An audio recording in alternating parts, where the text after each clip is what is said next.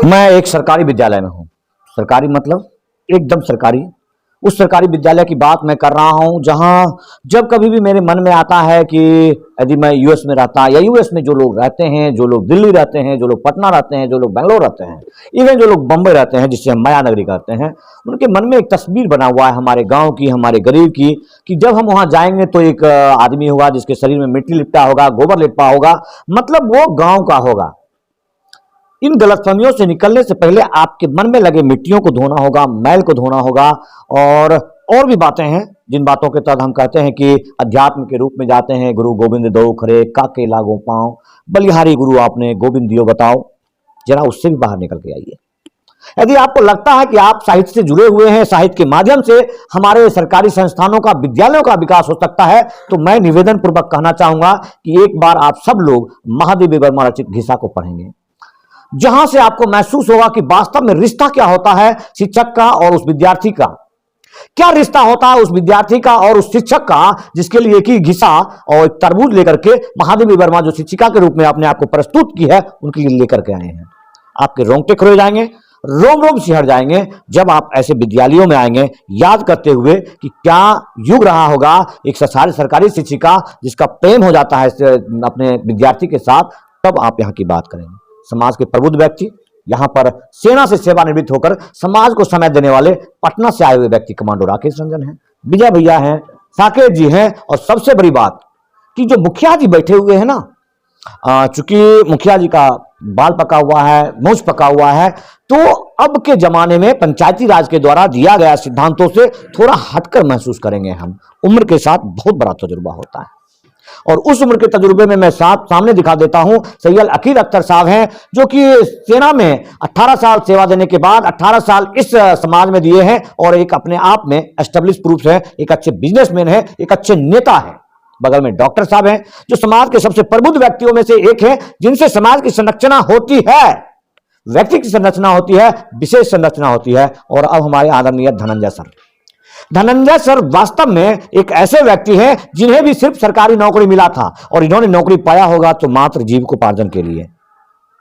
यह बात मैं दबे हुए सर में इसलिए कह रहा हूं कि सिर्फ लोगों को मालूम नहीं कि कर्तव्य निष्ठा होता क्या चीज है, कर्तव्य पथ पर काम करना होता क्या चीज है। मानदेय पाने के लिए तो बहुत लोग काम करते हैं, लेकिन शिक्षा के क्षेत्र में जिन लोगों को काम करना चाहिए उसका उन्होंने उदाहरण पेश किया है। सबसे पहले मैं, मेरे बगल में बैठे हुए हैं कमांडो राकेश रंजन जी, जिन्होंने कि उस ताज होटल अटैक में भी इनकी उपस्थिति थी, मौजूद थे, आज पटना से आए हैं। कैसा लगा आपको इस विद्यालय को देखकर? जैसा आपने बोला कि एक गांव का स्कूल और गांव का नाम लेते ही एक छवि बनती है हमारे अंदर। हमने भी वही छवि बनाई थी कि गांव में जाएंगे, गांव का स्कूल कैसे, वही जीर्ण शीर्ण अवस्था में, थोड़े से बच्चे होंगे, थोड़े से अध्यापक होंगे, और मुश्किल से स्कूल चलता होगा। लेकिन कुछ दिन पहले डॉक्टर साहब ने मुझे धनंजय सर से बात करवाया और इनकी चर्चा के बारे में बताया कि आज स्कूल को इन्होंने जब आए थे उस समय से और अभी तक में कितना बदलाव किया है। मुखिया जी की मदद से, गांव वाले की मदद से, यहाँ पे जो लोग भी इच्छा शक्ति रखते हैं, तो ये एक मतलब दृढ़ शक्ति की, इच्छा दृढ़ शक्ति की बात है कि अगर आप सिर्फ ये सोचेंगे कि मैं मानदेय के लिए सिर्फ नौकरी कर रहा हूँ, नौकरी और शिक्षा देना, शिक्षक होना, दोनों में अंतर है। एक सिर्फ हम 10 से 5 आकर के अपनी नौकरी बजाय हमारे 30 तारीख को तो तनख्वाह कोई नहीं काट सकता है, लेकिन एक पेन लेकर के कि मुझे इसको एक शिक्षा का मंदिर बनाना है, जो बोला जाता है शिक्षा का मंदिर, विद्यालय, उसको मंदिर बनाना है। जब वो दृढ़ इच्छा शक्ति लेकर आप चलते हैं, तो कहावत है ना कि जब आप किसी भी चीज को सोचते हैं तो सारी कायनात आपको उसे बनाने में मदद करती है। जब ये धनंजय सर आगे बढ़े, मुखिया जी ने साथ दिया, गांव वालों ने साथ दिया, स्टूडेंट ने साथ दिया, शिक्षक लोगों ने साथ दिया, तब ये समझ में आता है कि सबके दिल में है कि मैं कुछ करूं, लेकिन ये है कि किसके लिए करूं, कहां करूं। तो इन्होंने आज प्रूफ किया है कि अगर कोई अग्रणी बन करके आगे आएगा तो अच्छे कार्य के लिए सभी लोग आपका सपोर्ट करेंगे। मैं बिहार के जितने भी स्कूल हैं, आज इनको गवर्नमेंट का कितना सपोर्ट मिला होगा मुझे अंदाजा है इस चीज का, क्योंकि मैं भी यहीं का रहने वाला हूं। इनको डीएम से, एसडीएम से, इनका सरकार के और तंत्र से कितना मदद मिला होगा वो मुझे बखूबी पता है। अगर जो वो वहीं से ये हो जाता तो सारे हमारे विद्यालय बिहार के इसी तरह से एक मॉडल बन जाता। लेकिन ये बदला है दृढ़ इच्छा शक्ति की वजह से।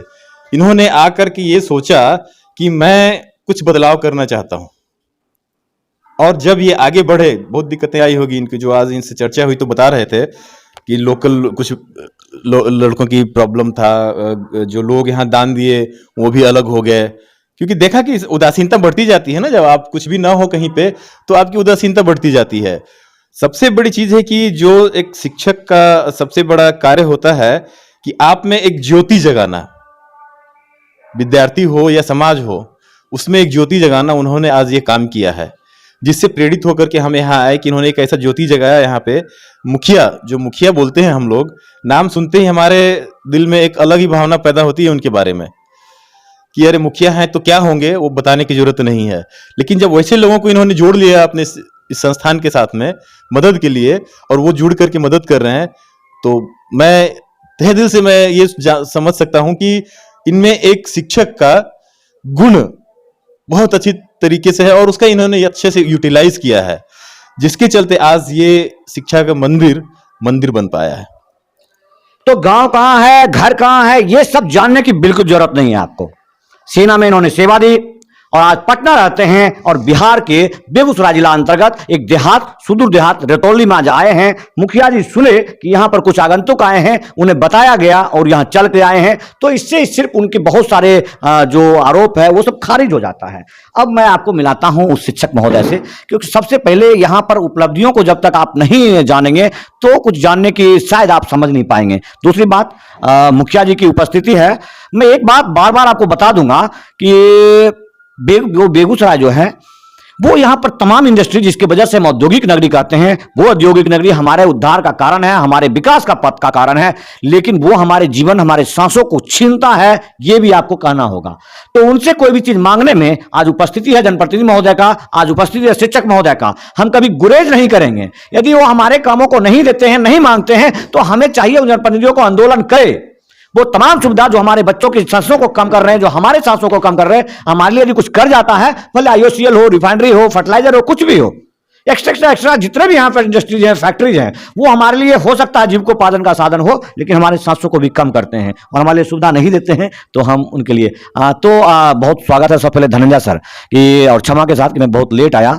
इसी के साथ आप हमें एक बारीकी नजर से सिर्फ इतना बताएंगे कि आपने जो यहाँ पर किया है, इस सरकारी विद्यालय को ऐसा परिवर्तित किया कि हम लोगों को रोमांचित कर रहा है, अच्छा लग रहा है कि सोसाइटी को एक सीख मिले। ट्रॉफियां रखे हुए हैं, कंप्यूटर रखे हुए हैं, वाटर कूलर रखे हुए हैं, ये सब कहाँ से आया और किसने दिया?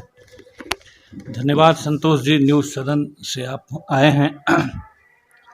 सरकारी विद्यालय का मतलब चारों तरफ ये सिनेरियो है कि बहुत ही हीन दृष्टि से आज की तिथि में सरकारी विद्यालय को अमूमन देखा जाता है। सोसाइटी में इसकी जो साख है बिल्कुल गिर चुकी है। इसमें से कुछ लोग हैं जो हम लोग कर रहे हैं, एक जीने की ललक है कि हम सरकारी सेवा में हैं, शिक्षक हैं, शिक्षकीय दायित्वों को भरसक अपनी जितनी हिम्मत है, अपना जितना दायरा है, उसके तहत एक इंस्टीट्यूशन को खड़ा किया जाए जो वर्षों से बिल्कुल अब तो विलुप्त प्राय की स्थिति में कमोबेश है, कहीं से कोई सपोर्ट नहीं है। और पढ़ाई के अलावे जितने भी सारे कार्य होते हैं वो विद्यालयों में करवाए जा रहे हैं।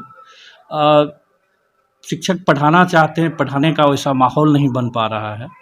इसके बावजूद 2016 में मैं यहाँ इस विद्यालय में आया था और उस समय एक सपना लेकर के कि एक स्कूल जिसमें मैं जाऊँ एज ए हेड के तौर पे, प्रधानाध्यापक के तौर पर, तो उस स्कूल को एक प्राइड ऑफ सोसाइटी के रूप में उसको गढ़ सकूं, उसको रच सकूं, सबों के सहयोग से, शिक्षकों के सहयोग से, स्टूडेंट के सहयोग से, गांव के लोगों के सहयोग से और बच्चों के पेरेंट्स के सहयोग से। और 4 वर्षों का बीच में 2 वर्ष कोरोना का हो गया और 6 वर्षों का ये सफ़र है। 2 वर्ष तो कार्य करने का मौका नहीं मिला।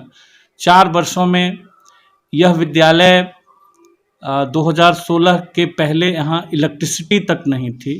1952 में स्थापित यह विद्यालय था और आप समझ सकते हैं, कल्पना कर सकते हैं कि जिस विद्यालय में विद्युत नहीं हो वहाँ आप कैसे विकास की कल्पना कर सकते हैं। कहाँ से वहाँ कंप्यूटर चलेगा, कहाँ से बच्चों को आप लैपटॉप पे कुछ सिखाएंगे, उसको टीवी पे, स्मार्ट टीवी पे उनको शैक्षिक वीडियो आप दिखा सकते हैं। जो संकल्पनाएं थी, तो इलेक्ट्रिसिटी के साथ इसकी शुरुआत हुई, लोगों का साथ मिला और सबसे बड़ी बात है कि हमने एक घोषणा की कि मैं पढ़ाना चाहता हूँ, मुझे पढ़ाने दीजिए और पढ़ाने में सहयोग करिए। मैं सिर्फ जॉब करने के लिए यहाँ नहीं आया हूँ, मैं यहाँ के स्टूडेंट्स जो विद्यार्थी आ रहे हैं उसमें परिवर्तन के लिए आया हूँ। वो जाकर के जब इस विद्यालय से निकलें और उच्च शिक्षा ग्रहण करने के लिए जाएं तो उनको प्राइड हो कि हम एक प्राइमरी एजुकेशन से, हम गांव के विद्यालय से हम निकले हैं और वो गांव का विद्यालय हमारा उत्कृष्ट विद्यालय है। ये इन्फेरिटी कॉम्प्लेक्स उनके अंदर नहीं हो कि मैं साहब किसी प्राइवेट स्कूल में नहीं पढ़ सका, ये बच्चों में ये हीन भावना कभी नहीं आए। उनको लगे कि हाँ, हम जिस विद्यालय से पढ़ के निकले हैं वो विद्यालय वन ऑफ द बेस्ट विद्यालय है और वह विद्यालय हमारे आसपास 10 किलोमीटर में वो हिंदी माध्यम का एक विद्यालय इससे बेहतर नहीं हो सकता है। ये प्राइडनेस, उसमें कहाँ तक सफल हुआ हूँ, कहाँ तक नहीं सफल हुआ हूँ, बहुत लंबी दूरी तय करनी है। लेकिन हमने ये कोशिश की है कि बच्चों को इन्फीरियरिटी कॉम्प्लेक्स नहीं उनको महसूस हो।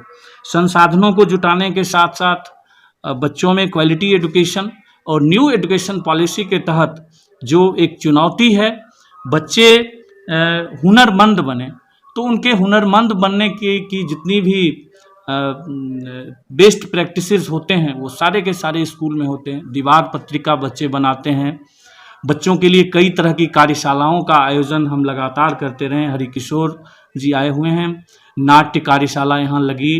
यहाँ गर्मी की छुट्टियों में मेरी बेटी जो क्राइस्ट यूनिवर्सिटी बेंगलोर में वहाँ इंग्लिश एंड कम्युनिकेशन में पढ़ रही है, वो आई थी तो कही पापा हम कुछ नया करना चाहते हैं, बच्चों को देना चाहते हैं। तो वो गर्मी की छुट्टी में आके 15 दिनों का इंटरेक्शन वो कार्यशाला था कि आप यहाँ से, इस गांव से निकलोगे, दुनिया बहुत बड़ी है, तो आप कैसे महानगरों में आप एडजस्ट करोगे, कैसे बात करोगे, कैसे आप आगे बढ़ोगे, आप बड़े बड़े यूनिवर्सिटी में पढ़ने जाओगे तो आपको कोई हेजिटेशन नहीं हो। इसको लेकर के उसने कार्यशालाएं लगाई थी। यहाँ पे रंग उमंग की कार्यशाला, बच्चों को गाना, नाचना, खेलना, कूदना ये सब बहुत पसंद होता है। आप उसको अलग करके आप सिर्फ चाहेंगे कि बच्चों को सिर्फ हम पढ़ाएं, ज्ञान उसमें ठूस दें, ये किसी स्कूल, एक आदर्श स्कूल की निशानी नहीं होती है। बच्चों को उनकी दुनिया में जीने दें हम। और न्यू एजुकेशन पॉलिसी भी ये कहता है, आज बच्चे डिप्रेस्ड हो रहे हैं, मोबाइल में घंटों वो चिपके हुए रहते हैं। और मैं तो सभी पेरेंट्स से ये आग्रह करना चाहूँगा कि बच्चों को मोबाइल से थोड़ी दूरी उनको बनाएं। बच्चे डिप्रेस हो रहे हैं, खेल के मैदान में नहीं उतर रहे हैं, वो मोबाइल में वीडियो गेम खेल रहे हैं, इनसे उनकी मानसिक स्थिति गड़बड़ होती है। तो खेल का भी स्पेस मैं बच्चों को मुहैया कराता हूँ, नए नए गेम्स और साथियों के साथ मिल करके ऑन द ग्राउंड खेल वो खेलें। और खेल की जो परिभाषा जो हम सभी भूलते जा रहे हैं, नई पीढ़ी भूलती जा रही है, उसको यह विद्यालय कोशिश करता है कि बच्चे मोबाइल से दूरी बनाएं, मोबाइल में वही चीज़ देखें जो ज़रूरत की चीज़ें हैं। मोबाइल में बहुत सारे एप्लीकेशंस हैं जो ज़रूरी है, बच्चे उसको देखेंगे, उनके ज्ञान की वृद्धि होगी। लेकिन बहुत सारी अननेसेसरी चीज़ है जिसको, तो इन सबों की शिक्षा हम एक ग्रुप बनाए हुए हैं जहाँ पे हम पेरेंट्स को कहते हैं कि इतने बजे से इतने बजे तक आप एक आधे घंटे बच्चों को अपना मोबाइल देखने दीजिए, मैं कुछ सामग्री भेजता हूँ और बच्चे उसको पढ़ते हैं। चेतना सत्र की वो सामग्री रहती है और कल आकर के चेतना सत्र में जब बच्चे आते हैं तो बहुत सारे उसके ये होते हैं, चेतना सत्र के जो सोपान होते हैं उसमें वो सामग्री रहती है और उस सारे सोपान को पढ़ के आते हैं और बच्चे विद्यालय से बिल्कुल घुल मिल गए हैं। और उनको यहाँ आना बहुत पसंद आता है। और यहाँ आते हैं, छुट्टी की घंटी बज जाती है, फिर भी बच्चे घर नहीं जाना चाहते हैं। उनको दौड़ दौड़ के अब जाओ, अब छुट्टी हो गई, फिर भी बच्चे जाना नहीं चाहते हैं। तो मैं तो अब यहाँ घर तो नहीं बना सकता, लेकिन कोशिश करता हूँ कि बच्चे को अपने विद्यालय से प्यार हो, और जहाँ इस विद्यालय में बच्चे को वो सारा कुछ दूँ जो प्राइमरी एजुकेशन में बच्चों को ज़रूरी होता है। तो ये प्रयास है। इसमें मुखिया जी का योगदान, हाल के वर्षों में जब इन्होंने जीत हासिल की तो एक जीर्ण शीर्ण हॉल था। इस स्कूल में संसाधनों की भारी कमी रही है, अभी भी हम बरकत से जूझ रहे हैं। और मुखिया जी, एक हॉल था वो 25 वर्ष पुराना, खंडहर की हालत में था। उसमें बच्चे या अन्य जो लोग थे ग्रामीण, छुट्टी होने के बाद उसमें पेशाब और क्या गंदगी वो फैलाने का वो जगह एक था, वो कूड़ा करकट उसमें था। मुखिया जी ने संज्ञान लिया। मैंने कहा कि ये मुखिया जी, आप हॉल का किसी तरह से जीर्णोद्धार कर दीजिए। तो कुछ अधिक बच्चों को एक साथ बैठा करके कार्यशालाओं के आयोजन में या उनको सामूहिक रूप से इंटरेक्ट करने में हमें काफ़ी सुविधा होगी। मुखिया जी का मैं बहुत आभार प्रकट करता हूँ। शायद जनप्रतिनिधि मुझे इतना ज़्यादा ये बेहतरीन लगे कि शायद आज जनप्रतिनिधि जीतने के साथ ही इंदिरा आवास किसको नहीं है, किसको वृद्धा पेंशन नहीं है, किसके घर में चापाकल नहीं है, उसके गुना भाग और वोट की राजनीति में रह जाते हैं। विद्यालय जहाँ जो शिक्षा का केंद्र है, जहाँ से पीढ़ियाँ बदल सकती है, जहाँ पे जिंदगी बदल सकती है, उस शिक्षा के मंदिर पर कहीं कोई जनप्रतिनिधि का ध्यान नहीं है। और जहाँ दुखों का अस्थाई निदान जहाँ से संभव है, इंदिरा आवास आप दे दीजिएगा, आप उसको वृद्धा पेंशन दे दीजिएगा, कुछ दिन तक वो चलेगा, कुछ दिन में घर टूटेगा, वो 1-2 कमरे उसको मिलेंगे, कुछ चापाकल आप दे देंगे, कुछ अनाज उसको मिल जाएगा, लेकिन उसकी पीढ़ियाँ कैसे बदलेगी? उसकी पीढ़ियाँ बदलेगी जब उसके बच्चे शिक्षित होंगे, बच्चे को बेस्ट एजुकेशन मिलेगा, बच्चे आगे बढ़ेंगे। तो ज़रूरत आज ग्राम स्तर पर जनप्रतिनिधियों की है कि वो अपने स्कूलों का कायाकल्प करें, स्कूलों को समृद्ध करें। पंचायत की और गांव की फिजा बदलेगी वहाँ की शिक्षा व्यवस्था के उन्नत होने से, वरना कोई शॉर्टकट साधन नहीं है कि आप अपने पंचायत को, अपने गांव को उन्नत बना सकते हैं। बहुत लंबी सुनी आपने। मुझे लगता है कि तमाम लोग जो सुन रहे होंगे, जो मेरे व्यवहार को अब तक जानते होंगे, इतनी लंबी शायद मुझे लगता है कि मैं कहीं नहीं सुन पाया हूं। लेकिन जहां ज्ञान की गंगा का प्रवाह हो रहा हो, जहां मुझे लगा कि वास्तव में धनंजय सर जिन बातों को बोल रहे हैं, उन बातों में वो तमाम चीजें हैं जिन बातों के सवालों में कई सवाल उत्पन्न कर मैं उन चीजों को कुदेरता हूं, निकालता हूं। लेकिन वो चीज जब ये बोलते जा रहे हैं, ये समझते जा रहे हैं, तो शायद आपको समझना होगा उन लोगों को जो आज डिजिटल पत्रकारिता के दौर में और शिक्षण संस्थानों के बीच में, सरकारी शिक्षण संस्थानों के बीच में एक खींचतान की जो दूरियां लाया है, जिसकी वजह से जो लोग चाहते भी भावनात्मक रूप से कि हम इसका विकास करें, वो जा नहीं पाते हैं। आपको ये ज्ञान की गंगा सुना नहीं पाते हैं, आप नहीं सुनते हैं, नहीं समझते हैं, तो ये आपकी विकृति है। हमारे तरफ से प्रयास जारी रहेगा आपको जगाने के लिए।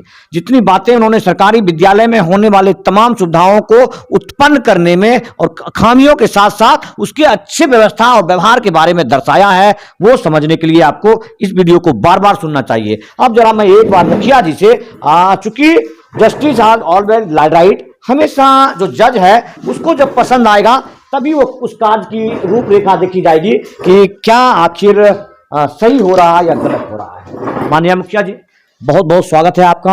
और इतनी प्रशंसा सुना मैं, जनप्रतिनिधियों की प्रशंसा बहुत कम सुनने को मिलता है। एक शिक्षक हैं, प्रधानाध्यापक हैं, अच्छे गुरु हैं, बहुत सुंदर बोल रहे थे। हाँ, कुमार विश्वास और अमिताभ बच्चन की तरह नहीं बोल रहे थे, ये लोग पसंद नहीं करेंगे। आपको क्या लगता है धनंजय सर के बारे में, आपकी क्या रूपरेखा है? सबसे पहले हमारे पंचायत में आए सभी आदमियों को हार्दिक अभिनंदन करते। धनंजय सर इतनी ऊंचाई पर पहुंचा दिए रतौली स्कूल को। विनोदपुर पंचायत में 5 सरकारी स्कूल है, सब जगह जाते हैं पंचायत में, इनका नाम लेते हैं, जा कर के देखिए रतौली स्कूल को। सभी क्षेत्र में, शिक्षा के क्षेत्र में, खेलकूद के क्षेत्र में, पेंटिंग के क्षेत्र में, सब चीज़ में ये इतना आगे बढ़ा रहे हैं कि कुछ दिन में लगता है जिला में 1 to 5 में रतौली स्कूल आ जाएगा। आपका स्कूल बेगूसराय जिला के सरकारी स्कूल में 1 to 5 में है, जी ये मैं आपको आश्वासन दिला रहा हूं, और जो मैं पूरे बेगूसराय को देखता हूं उसमें आधार पर। तो क्या बेगूसराय जिला अंतर्गत जितने भी सरकारी स्कूल हैं उन स्कूलों में अब तक ये सुविधा नहीं हो पाया है, या आपके स्कूल को विशेषाधिकार देकर, चूंकि सौभाग्य रहा आपके स्कूल को धनंजय सर मिले हैं, इनमें आप किस आशा से देखते हैं कि आपके शहर में, आपके बेगूसराय में IOCL है, आपके शहर में यहाँ फर्टिलाइजर है, इन लोगों का क्या योगदान होता है, सहयोग में कुछ मिलता है क्या? जहाँ तक पंचायत की बात है तो पंचायत से जो कुछ करना पड़ेगा स्कूल के लिए, धनंजय सर के लिए जो चीज आप करेंगे, लेकिन कहीं से सहयोग तो नहीं मिलता ना इंडस्ट्री से, तो नहीं मिलता सरकार के द्वारा? नहीं। अच्छा, एक बात है, धनंजय सर ने सोसाइटी पर आरोप लगा दिया कि सोसाइटी के वजह से यहाँ के एज ए बीइंग जो नेवरर हैं वो उनकी विचारधारा अच्छी नहीं है स्कूलों के प्रति। लेकिन मैं अपनी तरफ से बता रहा हूँ, क्या जो स्कूल के डोनेटर हैं, जिनके पूर्वजों ने दान दिया है, अपना कुछ खोया है, यदि बचा होता तो उनके पास प्रॉपर्टी होती, उनको सम्मान देते हैं आप लोग क्या? हाँ, पूरा किसी दीक्षांत समारोह, किसी भी इस कार्यक्रम में बुलाते हैं क्या? हाँ सर, बुलाते हैं, जो चीज यहाँ होता है फंक्शन सब में बुलाते हैं। तो ये कहना कि जो स्कूल के जो उनके पूर्वज ने दिया और उनके बच्चे यहाँ नहीं पढ़ते हैं तो भी उनको कुछ सम्मान तो मिलना चाहिए, जिसकी वजह से उनकी भावना बनी रहेगी कि हमारे पूर्वजों ने जो मेरा लुटा दिया है उसके बदले मुझे सम्मान मिलता, ऐसा होता है क्या? एक तरह सब आदमी को दिमाग में बैठल है, सरकारी स्कूल है, अगर जिस तरह से धनंजय सर प्रयास कर रहे हैं, सरकारी स्कूल अगर सब स्कूल इस तरह से करे तो प्राइवेट स्कूल बंद हो जाएगा, तो सब बच्चे। मुखिया जी, आपको ये पता है कि आपके विद्यालय में प्रतिदिन के हिसाब से 15 से 20 रुपया के आसपास मिलता है इसकी साफ सफाई के लिए? सरकार, बिहार सरकार के द्वारा, बिहार के शिक्षा विभाग के द्वारा विद्यालयों में चिट्ठी आया हुआ है कि यदि आप किसी विद्यार्थियों को काम करवा लेते हैं, थोड़ा झाड़ू लगवा लेते हैं, तो जेल भेज दिया जाएगा शिक्षकों को। मालूम है क्या आपको? हाँ मालूम है। हम तो आपकी सोसाइटी पूछता है कि आपका शौचालय क्यों गंदा है? जो पूछने आता है, क्या उनको बताते हैं ये बात आप? सर बताते होंगे। हम मनरेगा से 100 दिन लेबर काम मिलता है, एक लेबर का। मनरेगा से सभी स्कूल में हम स्वीपर दिए थे, अभी बंद हो गया है, फिर एक हफ्ता में काम चालू होगा तो फिर स्वीपर यहाँ आएगा। तो लोहिया स्वच्छता अभियान के तहत जब इतने सारे सामग्री आए, उन सामग्रियों में बहुत सारे ऐसे सामान है, क्या हर घर के लिए आपने 2 डब्बे रखे हैं? तो स्कूल के लिए कितने आए? नहीं, अभी पंचायत सिलेक्शन नहीं हुआ है। मतलब सरकार के रूपरेखा में भी स्कूल का कोई नाम ही नहीं है? पंचायती सिलेक्शन नहीं हुआ है स्वच्छता में, अब होगा, जब होगा तब जितना जरूरी पड़ेगा। अच्छा, ये यहाँ मुख्य रूप से जो सोसाइटी और स्कूल के बीच में जब तक समन्वय नहीं बैठेगा तब तक मुझे नहीं लगता कि इसका विकास सही ढंग से हो पाएगा। तो यहाँ जो एक्स्ट्रा फंडिंग है, जिसकी वजह से आज मोहनपुर स्कूल इस ऊंचाई पर बैठा है, किसी व्यक्ति ने, किसी दानवीर ने अपने पिता के साथ श्राद्ध कर्म में कुछ पैसे काट करके स्कूल को डोनेट किया, जिसकी वजह से आज हम बेगूसराय के लोग काफी गौरवान्वित होते हैं, उस स्कूल को बार बार देखते हैं। क्या ऐसी विचारधारा आपके मन में है? क्या गाँव के लोग जो धर्म करते हैं, कर्म करते हैं, उसमें से कुछ शिक्षादान भी हो? हाँ, कुछ लोग ईर्ष्या द्वेष करते हैं, लगभग 75% लोग सपोर्टे कर रहे हैं, कुछ लोग हैं प्रयास कर रहे हैं, सब मिल करके जितना होगा सहयोग करेंगे, सब मिल करके, कहीं कोई दिक्कत नहीं होगा। आखिरी सवाल, एक खींचातान रहता है, सोसाइटी को लगता है कि स्कूल में बहुत सारा धांधली करने के लिए या MDM का पैसा बचाने के लिए स्कूल सोसाइटी को अपने तरफ आकर्षित नहीं होने देता है या आने नहीं देता है। क्या आप लोग भी ऐसा लगता है कि जब स्कूल आते हैं तो आपको टोका जाता है, बार बार आप क्यों आ रहे हैं, पढ़ाई में डिस्टर्ब कर रहे हैं, इस प्रकार से ऐसा कुछ होता है क्या? नहीं, कहीं कुछ नहीं, कोई परेशानी? धनंजय सर, जब मर्जी स्कूल में आइए, देख के जाइए, कोई परेशानी नहीं? कोई परेशानी नहीं, जिनको आना है आकर के देख लीजिए। व्यवस्था इतना किए धनंजय सर, अगर कहेंगे तो कुछ कम में कहेंगे, उतना कर रहे हैं स्कूल के लिए। तो वीडियो बहुत लंबा हो गया, सब लोगों से मानसिक रूप से जानना चाहेंगे, लेकिन मुख्य रूप से जो लोग यहाँ आते हैं, नेताजी हैं, एक बार नेताजी से भी जानना बहुत जरूरी है। चूंकि आप जदयू से संपर्क रखते हैं, सेना से आए हैं, वेरी बिजनेसमैन है, एक बात मुझे लगता है कुछ लोग सुनेंगे और वहां तक पहुंचाएंगे। बिहार सरकार की बहुत सारी नीति है शिक्षा के प्रति जो कारगर है, जैसे बच्चियों के लिए साइकिल, और उसके बाद और भी बहुत सारे ऐसे ऐसे हैं। नियोजित शिक्षा प्रणाली के तहत एक मतभेद बना, उसके आधार पर स्कूल के लिए क्या नियोजन आया कि पैसे का नियोजन क्यों नहीं हो पाया? ये आपको समझ में आता है कि इनको जिस तरह से आपने शिक्षक भर दिए, फिर भी पर्याप्त नहीं हुआ, तो पैसे का भी तो नियोजन होना चाहिए था, वो क्यों नहीं हुआ? देखिए, सबसे पहले अभी हम तो धनंजय साहब के स्कूल में आए हैं और मुझको इनको बधाई भी देना था और बधाई देने के लिए भी आए हैं आप लोगों के साथ। इनके साथ कई प्रोग्राम मुझे अटेंड करने का मौका मिला, इन्होंने स्कूल को मान सम्मान दिलाए और बेगूसराय के अंदर लगभग 4-5 स्कूल है जो सम्मानित स्कूल है, जो सरकारी स्कूल है। बाकी स्कूल के जो टीचर हैं, हेड मास्टर हैं, उनको इनका अनुसरण करना चाहिए, बाकी गाँव को भी अनुसरण करना चाहिए। सरकार के पास प्लानिंग है कि हम स्कूल के अंदर वो तमाम सुविधाएं दें कि लोग प्राइवेट स्कूल में न जाएं, लेकिन सरकारी प्लानिंग ज़मीन उतरते उतरते वक्त लगेगा। नीतीश कुमार शिक्षा के प्रति जागरूक हैं और वो चाहते हैं, इसी कड़ी में जो टीचर की बहाली हुई या स्कूल में जो बिल्डिंग बनने का मामला आप उठाए हैं, ये बनेंगे, लेकिन वक्त लगेगा। हमें अभी फ़िलहाल लोगों को धनंजय साहब से सबक लेने की ज़रूरत है, मुखिया जी से सबक लेने की ज़रूरत है, बाकी जो जनप्रतिनिधि है अपने सीमित संसाधन से अपने अपने स्कूल को, अपने अपने पंचायत को विकास की तरफ ले जाए। तो यहाँ सार्वजनिक तौर पर सब लोग बैठे हुए हैं, हम आपकी बातों से सिर्फ कहना सरकार जी से निवेदन भी कर देते हैं कि आप ईर्ष्या नहीं रखिएगा, क्योंकि एक फौजी आदमी है, कहीं सच कह गए तो आपको बुरा लग जाएगा। एक आरोप लगता है कि शिक्षक महोदय के साथ इनका कार्य सिर्फ एक है, शिक्षा देना, लेकिन आप देखते होंगे कि बिहार सरकार यहाँ तक कि आप ODF विलेज में किसी को लैटरिन कराना है, किसी को जानवर भगवाना है, किसी को इलेक्शन को तो छोड़ दीजिए, किसी की गाय गिनती करवाना है, आदमी गिनती करवाना है, सबका काम शिक्षक को ही दे देते हैं। तो बिहार सरकार को थोड़ा ध्यान देना चाहिए, मुख्यमंत्री जी को खास करके इस बात पर। देखिए, है कि सरकारी कर्मचारियों का अभाव है हर विभाग में। जब इलेक्शन ही होता है तो आपको लगता है कोई विभाग बच पाता है?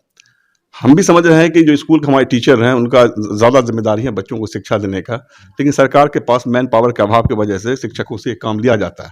हम लोग भी गुजारिश किए हैं कि शिक्षकों से कम काम लिया जाए, शिक्षक मुख्य रूप से बच्चों को शिक्षा दें जो देश का और आज का भविष्य है।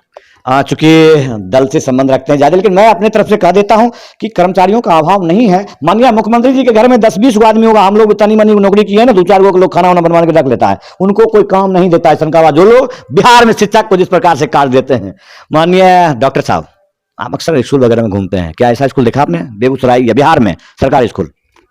हाँ, देखा है। ये मुझे लगता है कि 5वां स्कूल है बेगूसराय में। बेगूसराय में, लेकिन इस स्कूल से कुछ ज़्यादा ही लगाव हो गया। धनंजय सर का जो समर्पण है और इन बच्चों से जब मिला, उन बच्चों का जब नाम सुना तो लगा कि रतौली विद्यालय बदल रहा है। एक लड़का है हर्ष, उसकी एक्टिविटी देख के बड़ा अच्छा लगा। सच में हर्षोल्लासित हो जाते थे। एक लड़की खुशी है, मतलब लगा कि स्कूल आने के बाद खुशियाँ मिलना शुरू हो गया है। खुशबू है, आप इन सब का नाम नहीं लीजिए, समय बहुत लंबा हो, लेकिन क्या है ना कि जो बता रहे हैं ना डॉक्टर साहब, ये वो उन फूलों का नाम ले रहे हैं जिन फूलों को धनंजय सर ने संरक्षित किया है। वो तमाम फूल जिनको कहीं कहीं से अलग अलग जो बिखर रहे थे, जो खिलने से पहले मुरझाने वाले थे, उन सबको संरक्षित करके वो वीडियो के साथ मैं आपको दिखा रहा हूं। वो जो यहाँ पर जो प्राइवेट स्कूल में आप देखते हैं कि ड्रेसअप बच्चे मिलते होंगे। अब जरा नोकझोंक हो जाए एक बार धनंजय सर से।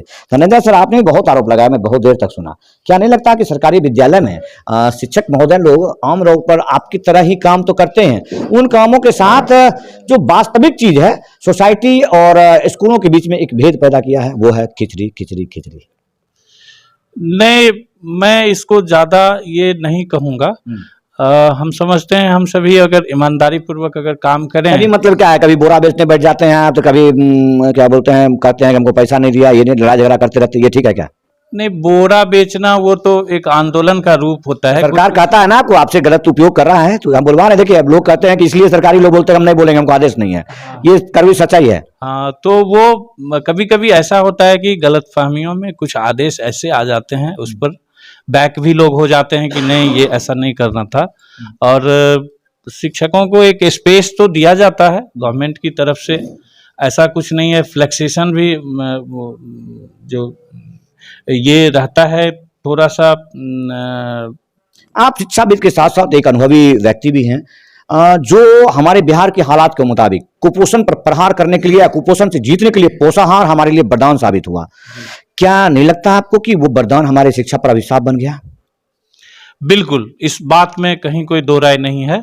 अभी सबसे बड़ी समस्या जो सरकारी स्कूल की है, बच्चे कुपोषण का शिकार हैं। और आप देखेंगे सभी स्कूल में लगभग चेतना सत्र में अगर आप पहुंच जाएं तो 2-4 बच्चे पूरे चेतना सत्र में वो बेहोश हो जाते हैं, वो नीचे गिर जाते हैं। उनको उठा करके फिर पानी वगैरह का छिड़काव करके उनको रखना पड़ता है। तो इसी उद्देश्य से सरकार ने विद्यालय में मध्याह्न भोजन योजना, बहुत सारे लोग कहते हैं कि मध्याह्न भोजन योजना ये फिजूल की चीज़ है, ये नहीं रहना चाहिए स्कूल में। मैं इसका समर्थन नहीं करता। वो जरूरी है। दोपहर का भोजन बच्चों को, बच्चे प्रथम पीढ़ी के बच्चे आते हैं, आप कल्पना कीजिए जिसकी प्रथम पीढ़ी स्कूल को देखा है, जिसने, उसके पूर्वजों ने स्कूल को देखा भी नहीं आज तक, वो आते हैं। उसकी मम्मी जाती है टाउनशिप में झाड़ू पोछा करने, उसके पिता दिल्ली में कहीं मजदूरी कर रहे हैं, उसके घर में छोटे बच्चे हैं, 2.5 साल 2 साल के बच्चे। मेरे विद्यालय में ऐसे भी बच्चे आते हैं। अच्छा, वो जो आरोप लगाते हैं कभी कि हमको सब्जी नहीं दिए, कभी नमक नहीं दिए, कभी आपने खाना ठीक नहीं दिया, पूरा नहीं दिया, मास्टर सब खा गए, वो सब क्या होता है? नहीं, उसका एक लिमिटेशंस होता है, एक आंकड़ा बना हुआ रहता है कि आपको कितने चावल देने हैं, कितने दाल देने हैं, कितना सब्जी हो सकता है। वो समथिंग कुछ 8 रुपए में समथिंग, जैसे आपके ऊपर आरोप लग रहा है कि आप उसमें गबन करते हैं, आप उसका खा जाते हैं, तो आप क्यों नहीं हैंड्सअप हो जाते हैं कि नहीं, सरकार आपकी जिम्मेदारी है पोषक क्षेत्र का खाना देना, आप उसी में खिलाइए, उसी में बनाइए, वो आपकी जिम्मेदारी है, या फिर आप पंचायती राज को दे दीजिए या किसी और को दे दीजिए। क्या ये मुनासिब नहीं है? मास्टर साहब लोगों को सिर्फ पढ़ाने के लिए स्वतंत्र क्यों ना कर दिया जाए? अब ये नीतिगत पॉलिसी है, गवर्नमेंट की पॉलिसी है। गवर्नमेंट की पॉलिसी बदलती रहती है, कई बार योजनाएं बदलती है, उसका स्वरूप बदलता है, उसका लेखा जोखा होता है कि कहाँ पे दिक्कत हो रही है। तो ये पॉलिसी मैटर है, इसमें तो हम कुछ ज़्यादा नहीं कह सकते हैं। लेकिन विद्यालयों को अभी जिम्मा दिया गया है और विद्यालय बखूबी लोग प्रयास कर रहे हैं कि बच्चे को पौष्टिक भोजन मिले और उनको उनका हक मिले। चूंकि धनंजय सर इतनी बारीकी से इन बातों का जवाब दे रहे हैं, यहाँ उपस्थित इन टोपियों को देख लीजिए और महसूस कीजिए कि अब शायद मुझे लगता है समापन से पहले एक बार, चूंकि आप बिहार लेवल पर एक ऐसा विजिट कर रहे हैं, एक ऐसी यात्रा कर रहे हैं जिस यात्रा में आपने बिहार को महसूस किया है। हो सकता है कि धनंजय सर किसी पद की वजह से कुछ नहीं बोल पा रहे हैं। वास्तव में क्या यह सत्यता नहीं है कि यदि एमडीएम जो मध्याह्न भोजन है, जो पोषक जो जरूरी है, लेकिन उसको शिक्षक लोगों का मैनेजमेंट से दूर कर देना चाहिए? धनंजय सर जो बात कही वो अपने पॉलिसी के हिसाब से कही है, लेकिन जो ये प्रावधान चलाया है इन्होंने मध्याह्न भोजन का, वो दूर होना चाहिए इन लोगों से। क्योंकि देखिए, आरोप प्रत्यारोप लगाना अलग बात है, और जब आप उस मैनेजमेंट में घुसिएगा तो शिक्षा देने के साथ साथ आप एडिशनल वर्क कर रहे हैं, आप दोनों चीज़ डिस्टर्ब हो रहा है आपका, ना आप वो अच्छे से कर पा रहे हैं ना ये अच्छे से कर पा रहे हैं। तो ये मेरे ख्याल से, अगर जो मेरा व्यू पूछिएगा, तो ये पंचायती राज को दे देना चाहिए, क्योंकि स्कूल उनके ही अंदर में आता है, पंचायती राज के अंदर में भी आता है ये स्कूल। तो जब ये शिक्षा का मंदिर है, यहाँ पे सिर्फ शिक्षकों को, या फिर आप एक अलग से एक नियुक्ति करिए कि जो मध्याह्न भोजन है उसके लिए एक अलग से विभाग दे करके आप उस चीज़ को चलाइए, ये भी आप कर सकते हैं। लेकिन एडिशनल वर्क दे करके आप ये थोड़ा सा उसमें भटकाव हो जाता है।